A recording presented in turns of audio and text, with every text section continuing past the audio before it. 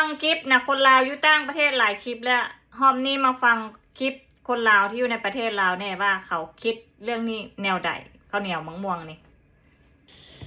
เห็นดราม่าเขาเนี่ยมักม่วงเนาะมีคนลาวคนหนึงไปเคลมว่าเป็นของลาวเขาเนี่ยมักม่วงใส่กะทิหนาที่มันดังๆกันนะอันนี้มาฟังความจริงเลยเด้อค่อยอยู่ไทย20 ปลายปีค่อยสิบอกให้ว่าค่อยเกิดมาอยู่ประเทศลาวค่อยบ่เคยกินข้าวเหนียวใส่มักม่วงแล้วมีกะทิเคยกินแต่กับมักม่วงแล้วก็เอามักม่วงไปยัดใส่เอาเข้าไปยัดใส่มักม่วงหันเนาะบ่มีเมนูข้าวเหนียวมักม่วงคือเจ้าว่าเลยของไทยก็คือของไทยเจ้าสิไปเค็มมาให้ยังส่วนคนที่เว้านี่นะเป็นลูกครึ่งลาวอเมริกันหมายความว่า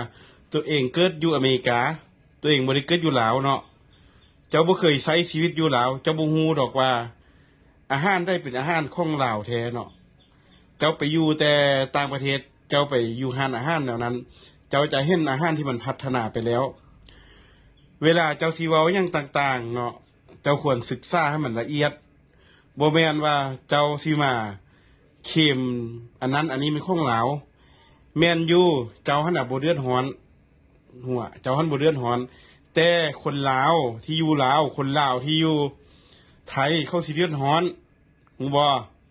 เขาสิว่าคนลาวหั่นมักเค็มของเขาจักใดของเขาซึ่งนิสัยคนลาวน่ะบ่แม่นแนวนั้นเด้อค่อยบอกได้เลยคนลาวแท้ๆบ่แม่นแนวนั้นอันเด้อบ่แม่นของเขาบ่เอามีคำเว้าที่ว่าเคยได้ยินบ่เวียดเนี่ยไทยไตย้อนข้าวลาวไตย้อนเกียรติเวียดไตย้อนขี้ทีอันนี้น่ะลาวนี่น่ะมีเกียรติสุดเนาะเป็นคนที่มีเกียรติ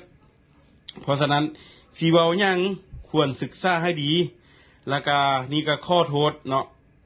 แทนคนไทยนำค่อยบอกเลยว่าคนลาว